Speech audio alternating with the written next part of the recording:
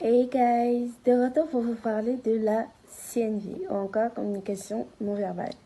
Précédemment, je vous ai édifié sur l'orature comme étant un support matériel de la communication non verbale. Néanmoins, l'orature n'est pas le seul support de la communication non verbale. C'est pourquoi aujourd'hui, je vais vous parler de ces différents supports, autres que l'orature, mais toujours des mots se terminant en UR. Il est vrai que les mots UR n'englobent pas tous les supports matériels de la communication non verbale, mais pour l'heure, nous allons nous arrêter sur les mots en UR.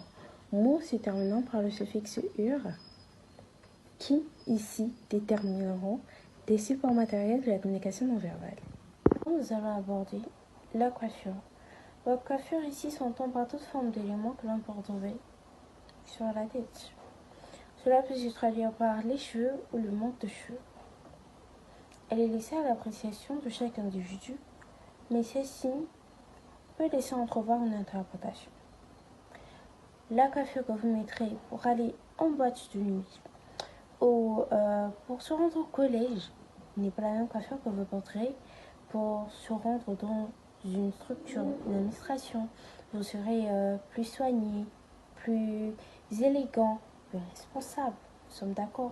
Alors, quelque peu négligée des fois, elle peut laisser sous-entendre une mauvaise interprétation de votre personne.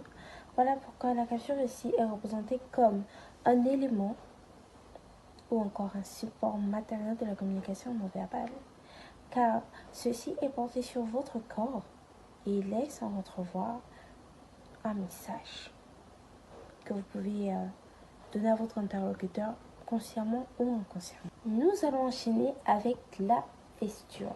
La vesture aussi se traduira par tous les éléments que l'on peut retrouver sur en forme du corps.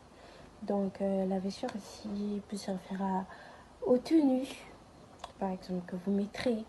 Nous sommes d'accord que vous serez dans un lieu plus ou moins responsable, tel que l'administration, toujours. Vous n'allez pas mettre une petite jupe, vous n'allez pas laisser vos épaules dénudées.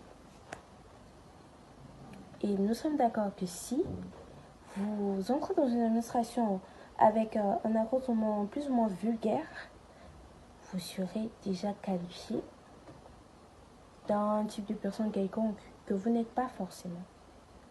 Voilà pourquoi la vesture est un élément ou encore support de la communication non verbale. Maintenant, je vais vous parler de la parure. La parure ici se représentera comme un élément qui recouvrira intégralement ou partiellement le visage. Ici, on peut constater les piercings, si certaines personnes ou encore d'autres personnes vont se raser les sourcils pour se les dessiner. Les make-up artistes ont tendance à le faire, ce qui peut renvoyer différentes significations. Dans un lieu tel qu'une administration, par exemple, se maquiller d'une façon plus ou moins légère. Entre-temps, lorsque vous sortez, par exemple, pour vous faire plaisir, pour vous détendre, pour aller dans des lieux de divertissement, tels que les bars, les boîtes de nuit, ce genre d'endroit, vous pouvez vous maquiller d'une façon assez farfelue. Donc voilà. Aussi, certaines civilisations prennent le processus de retirage de cils comme anesthésiant pour les jeunes hommes prêts à la circoncision. Ce sera tout comme élément ou encore support de communication non verbale, support matériel, je tiens à préciser. Je suis un peu fatiguée, mais j'espère que cette vidéo vous aura édifié sur les supports matériels de la communication non verbale. Support se terminant par le suffixe UR.